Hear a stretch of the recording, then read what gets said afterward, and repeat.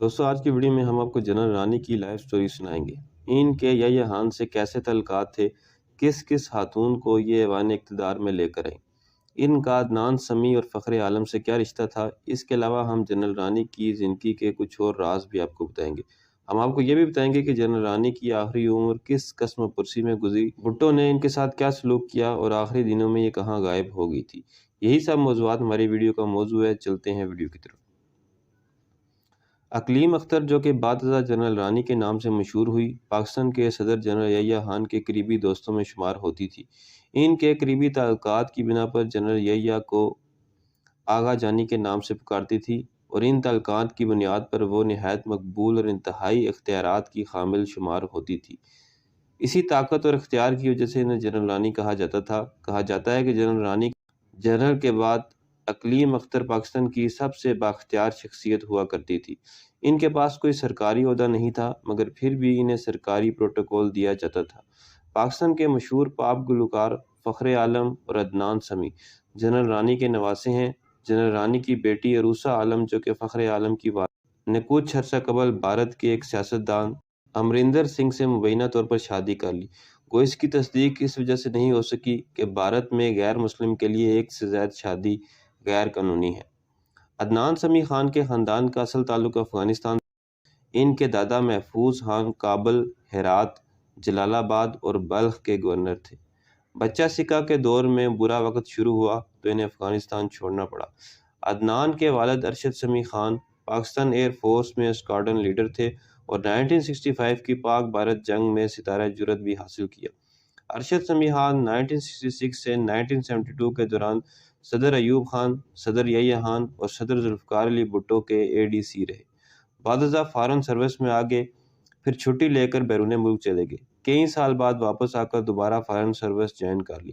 کئی ملکوں میں سفیر بنے، چیف آف پروٹوکول بنے۔ 1989 میں کینسر کا شکار ہوئے تو وزیراعظم بے نظیر بھٹو نے ان کا سرکاری خرچ پر وفاقی سیکرٹری بھی بنے۔ عدنان سمیع کو فلموں میں گانے اور کام دلوانے کے لیے سیکرٹری کلچر کے طور پر اپنا اثر و رسوخ بھی استعمال کرتے رہے۔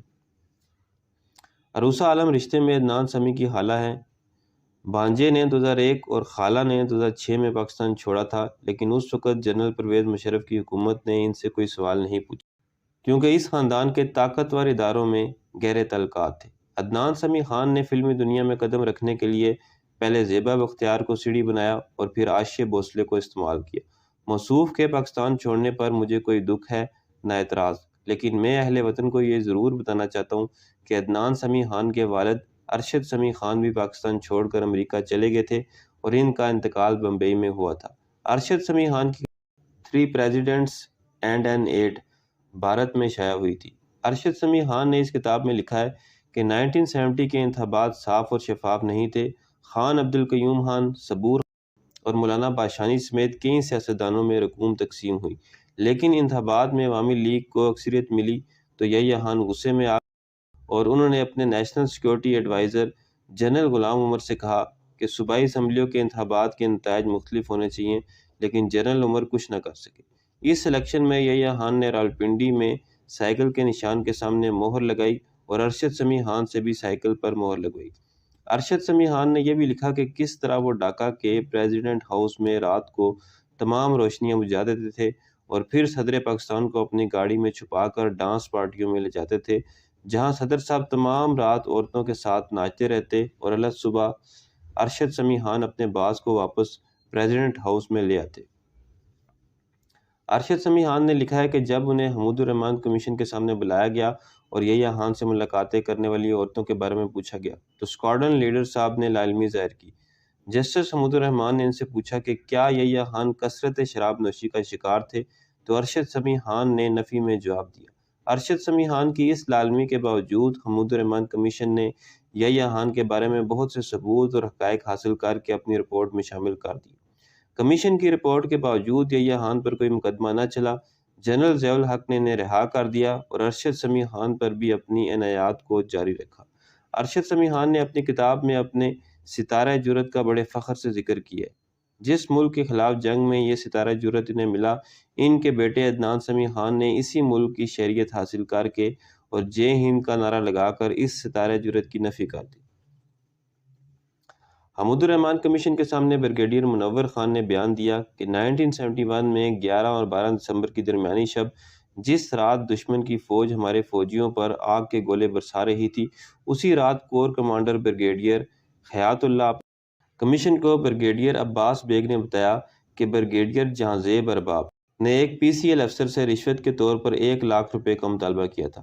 افسر نے خودکشی کر لی تھی اور اپنے پیچھے ایک پرچی پر لکھ چھوڑا تھا کہ بریگیڈیئر جہانزیب ارباب نے ان سے 1 لاکھ کا مطالبہ کیا، حالانکہ اس نے صرف 15,000 روپے کمائے تھے۔ یہی جہانزیب ارباب تھا جس نے بعد ازاں بطور کمانڈر سابق مشرقی پاکستان میں بریگیڈ 57 سراج گنج میں نیشنل بینک کے خزانے سے 13.5 کروڑ روپے لوٹے تھے۔ کمیشن کی تحقیقات سے یہ بات بھی سامنے آئی کہ میجر جنرل خداداد Khan editor general Pakistan army کے نہ صرف مشہور زمانہ جنرل اقلیم اختر رانی کے ساتھ ناجائز تعلقات تھے، بلکہ اس نے مارشل لاء کے دوران کئی مقدمات دبانے میں جنرل رانی کی معاونت کی۔ مارشل لاء کے دوران ہی کئی کاروباری سودوں میں وسیع پیمانے پر رقم کی خرد برد کے الزامات بھی میجر جنرل خداداد۔ ایک غیر معمولی انٹرویو میں جنرل رانی نے انکشاف کیا کہ ایک رات آغا جانی مجھ سے ملنے کے لیے آئے اور کسی حد تک بے چین تھے۔ آتے ہی مجھ سے پوچھا، تمہیں فلم دی رانی کا گانا چچی تا چھلا آتا ہے؟ میں نے مسکراتے ہوئے جواب دیا، میرے پاس گانے سننے کا وقت کہاں ملتا ہے۔ اسی وقت انہوں نے ملٹری سیکرٹری کو فون کیا اور نغمے کی کاپی لانے کا حکم صادر کیا۔ رات کے 2 بجے کا وقت تھا، بازار بند تھے۔ ملٹری سیکرٹری کو 1 گھنٹے کے اندر اندر ایک آڈیو البم کی دکان کھلوا کر گانے کی کاپی حاضر کرنا پڑی، جس کے بعد آغا جانی خوشی خوشی نغمہ سن رہے تھے اور اس کی اطلاع نور جہاں کو کر دی گئی۔ کنجر خانہ، ڈنگر خانہ اور لنگر خانہ۔ یحییٰ خان کا دور حکومت پاکستان کا سیاہ ترین دور تھا، جب پاکستان ٹوٹ رہا تھا اور پاکستان کا ایوان صدر عملی طور پر کنجر خانہ بنا ہوا تھا۔ اس دور کی اندر کی کہانی سنیں سابق آئی جی پنجاب سردار محمد چودھری کی زبانی۔ صدر پاکستان یحییٰ خان سے قربت کی وجہ سے اقلیم اختر کو عرف عام میں جنرل رانی کہا جاتا تھا۔ جب یحییٰ خان کو اقتدار سے نکالا اور بھٹو نے اقتدار سنبھال لیا تو جنرل رانی کو بھی گجرات میں نظر بند کر دیا گیا۔ پولیس نے کئی دن تک جنرل رانی سے تفتیش کی، جس میں بڑے حیرت انگیز اور باعث شرم حقائق سے پردہ اٹھایا۔ جنرل رانی پولیس انسپکٹر رضا کی بیوی تھی اور گجرات سے تعلق رکھتی تھی۔ یحییٰ خان اور جنرل رانی کے مابین تعلق اس وقت جب یحییٰ خان نے سیالکوٹ کے جنرل آفیسر کمانڈنگ کی حیثیت سے سی ایم ایچ کا دورہ کیا، جہاں وہ زیر علاج تھی۔ ان کی دوستی میں جلد ہی بے اتکلفی اور اعتماد بڑھ گیا۔ یحییٰ خان ستمبر 1965 کی پاک بھارت جنگ کے دوران اس وقت بھی ہیلی کاپٹر پر اس کے گھر جاتا رہا جب وہ گجرات کے نزدیک چھم سیکٹر کا ایک دن یحییٰ خان داد عیش دینے کی غرض سے اس کے پاس گیا تو وہ ایک دوسرے ڈی ایس پی مخدوم کے ساتھ رنگ رلیاں منا رہی تھی۔ شراب کے نشے میں دھت مخدوم یحییٰ خان کو دیکھ کر اس قدر مشتعل ہوا کہ سرکاری پستول سے جنرل رانی کے خفیہ اعضاء پر گولیاں برسا دیں۔ فائرنگ کی آواز سن کر یحییٰ خان ڈر گیا اور ہیلی کاپٹر پر واپس بھاگ گیا۔ رانی نے مخدوم کے آئندہ غیظ و غضب سے بچنے کے لیے اپنی نوخیز لڑکی کا اس سے مخدوم بعد ازاں عادی نشئی بن گیا اور انتہائی عبرت انگیز انجام سے دوچار ہوا۔ اس زمانے میں پولیس کے سپاہی ایوان صدر کو کنجر خانہ، جی ایچ کیو کو ڈنگر خانہ اور اپنی پولیس لائن کو لنگر خانہ کہتے تھے۔ جنرل رانی کے پاس یحییٰ خان اور اس کے ساتھیوں کے بارے میں بڑی معلومات تھی۔ رانی کے بقول یحییٰ خان نے بہت پہلے اقتدار پر قبضے کا منصوبہ بنا لیا تھا۔ وہ فوج کے تقریباً ہر اہم آدمی کو جانتی تھی اور جرنیلوں کی رنگ رلیاں، سمگلنگ، زراندازی اور دیگر کرتوتوں پر مبنی بہت سی کہانیوں سے واقف تھی۔ میجر خداداد کے deputy martial law administrator Lahore بننے کے بعد جنرل رانی اور مذکورہ جنرل نے مارشل لاء کے نفاذ اور یحییٰ خان سے قربت کا فائدہ اٹھاتے ہوئے دولت جمع کرنے کا منصوبہ بنایا۔ رفیق سہگل کو، جو ان دنوں سہگل گروپ آف انڈسٹریز کے سربراہ تھے، ایک سودے کی پیشکش۔ اگلے دن سہگل نے فلیٹیز ہوٹل میں رانی سے ملاقات کی اور اسے 10 لاکھ کے علاوہ نئی ٹویوٹا کار پیش کی۔ سہگل کے روانہ ہوتے ہی جنرل خداداد رانی کے کمرے میں داخل ہوا۔ اس نے کار رانی کو دے دی اور رقم خود لے کر چمپت ہو گیا۔ رانی نے جرنیلوں، سیاستدانوں اور سینئر افسروں سے میل ملاپ کے نتیجے میں بے پناہ دولت اکٹھی کر لی تھی۔ جنرل یحییٰ خان کے برسر اقتدار آنے کے بعد گجرات کے ایک مشہور سیاستدان نے اسے 6,000 روپے ماہوار الاؤنس دینا شروع کر دیا۔ شیخ محمد اکرم DIG اسپیشل برانچ کے بھی رانی کے ساتھ بڑے گہرے مراسم تھے۔ جب انہوں نے رپورٹ میں اپنا نام اور سرگرمیوں کی تفصیل پڑھی تو بڑے غضبناک ہوئے۔ رانی نے پوچھ گچھ کرنے والوں کو بتایا کہ ایک بار کراچی میں قیام کے دوران شہ ایران کو روانہ ہونے میں خاصی تاخیر ہوگی۔ اس کی وجہ یہ تھی کہ یحییٰ خان گورنر ہاؤس میں اپنے کمرے سے باہر نہیں آ رہا تھا۔ پروٹوکول کے حوالے سے بڑا سنگین مسئلہ پیدا ہوا، لیکن کوئی بھی صدر کی خوابگاہ میں داخل ہونے کی جرات نہیں کر رہا تھا۔ آخرکار ملٹری سیکرٹری جنرل اسحاق نے رانی سے درخواست کی کہ وہ اندر جائے اور صدر کو باہر لائے۔ وہ کمرے میں داخل ہوئی اور ملک کی ایک مشہور ترین گلوکارہ کو صدر کے ساتھ گورانی کو اس منظر سے بڑی کراہت ہوئی۔ اس نے کپڑے پہننے میں صدر کی مدد کی اور اسے باہر لائی۔ رانی نے بتایا کہ اقتدار سنبھالنے سے پہلے ایک رات وہ یحییٰ خان کے پہلو میں تھی تو مجیب الرحمن کمرے میں آ گیا۔ اس کے جانے کے بعد رانی نے یحییٰ خان کو کہا کہ اس شخص کو ملنے سے ایوب خان ناراض ہو سکتا ہے، تو یحییٰ خان نے کہا فکر نہ کرو موٹی، ایوب خان ختم ہو چکا ہے، اب تم حکومت کرو گی، لیکن کسی سے ذکر یہ ایک خفیہ معاملہ ہے۔ رانی نے مزید بتایا کہ 1960 میں راولپنڈی کلب کی ایک محفل میں ان کی ملاقات بھٹو سے ہوئی، جہاں ان کا کزن تجمل حسین بھی موجود۔ بعد میں وہ پارٹی فلیش مین ہوٹل میں منتقل ہو گئی، جہاں بھٹو اور تجمل حسین میں اس بات پر لڑائی ہوئی کہ رانی نے بھٹو کو لفٹ کیوں کرائی۔ رانی نے کہا کہ بھٹو نے اسے اپنی طرف کھینچ لیا تھا، لیکن تجمل نے سارا کھیل خراب کر دیا۔ رانی کے بقول بھٹو بعد میں اس کی بھابھی کو ترجیح دینے لگا اور رانی کو رکابت کی آگ میں جلنے کے لیے چھوڑ دیا۔ بعد میں حمود الرحمن کمیشن نے جب یحییٰ خان سے جنرل رانی کی بابت سوال کیا تو اس نے کہا میں رانی کے خاندان کو اس وقت سے جانتا ہوں جب میرے والد آغا سعادت علی کی بطور SP گجرات پوسٹنگ ہوئی۔ یہ بہت عرصے پہلے کی بات ہے، رانی میری بہن کی طرح ہے۔ جنرل رانی حکومتی تاریخ کا ایک ضخیم لیکن اس کے سینے میں کئی راز ہائے سربستہ دفن تھے۔ وہ واحد دلیر عورت تھی جو یہ بتا سکتی تھی کہ کس کس دور میں اس کی کون کون سی معاصر ہم جولیوں نے ایوان ہائے اقتدار میں شراب و شباب کی محافل راستہ کرنے کی ذمہ داریاں لے رکھی تھی۔ وائے افسوس یہ راز ان کے پیوند حاک ہوتے ہی رزق کے حاک بن۔ ان جگردار اور چٹخارے دار خواتین کو جنرل نیازی خوشبودار دیوداسیاں کہا کرتے تھے۔ ان دیوداسیوں نے اس معاشرے اور مملکت میں 5 تارہ ادا فروشی اور خیاب فروشی کو متعارف کرایا۔ جنرل رانی 5 تارہ ادا فروشی کی بانیوں میں سے ایک تھی۔ جنرل یحییٰ خان کے عہد اقتدار میں رانی کا چرچا ہوا۔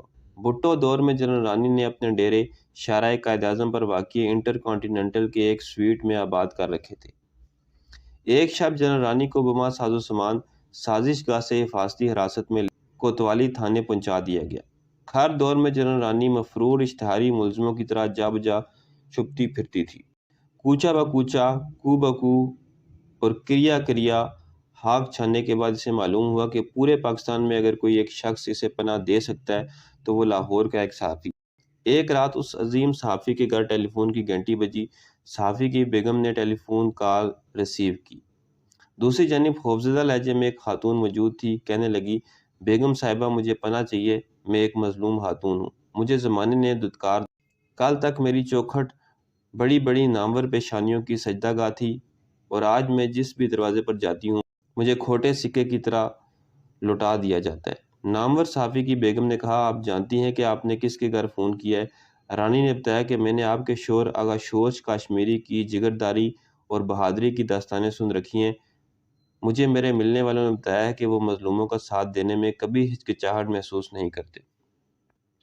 بیگم صاحبہ نے کہا آغا صاحب اس وقت آرام کر رہے ہیں، وہ جب سو رہے ہوں تو ہم میں سے کوئی بھی یہ جرات نہیں کر پاتا کہ انہیں جگا سکے۔ وہ جب لکھنے میں مصروف ہوں یا آرام کر رہے ہوں تو کسی قسم کی مداخلت اور خلل برداشت نہیں کرتے۔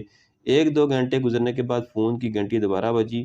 دوسری جانب بولنے والی خاتون نے یہ اعلان کیا کہ میں اور میرے پاس اس کے کوئی اور چارہ نہیں رہا کہ میں بنفس نفیس آپ کے دولت قدے پر حاضر ہو جاؤں۔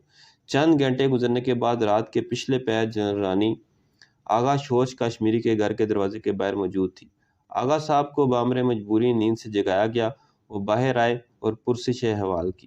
جنرل رانی نے حکومتی مظالم کی ایک بڑی طولانی داستان سنائی اور اس کے بعد پناہ کی طلبگار ہوئی۔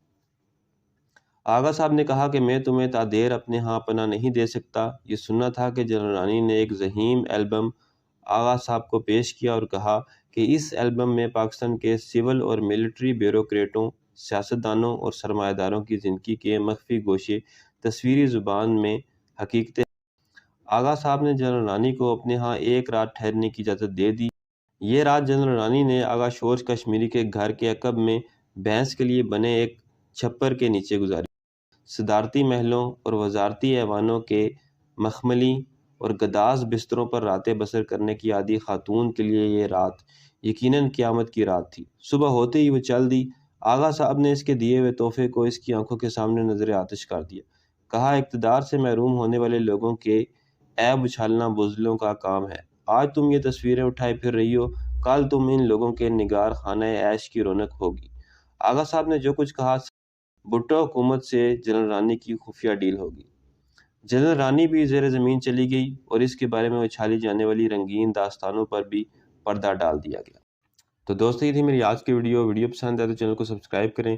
ملتے ہیں اگلی ویڈیو میں۔ اللہ حافظ۔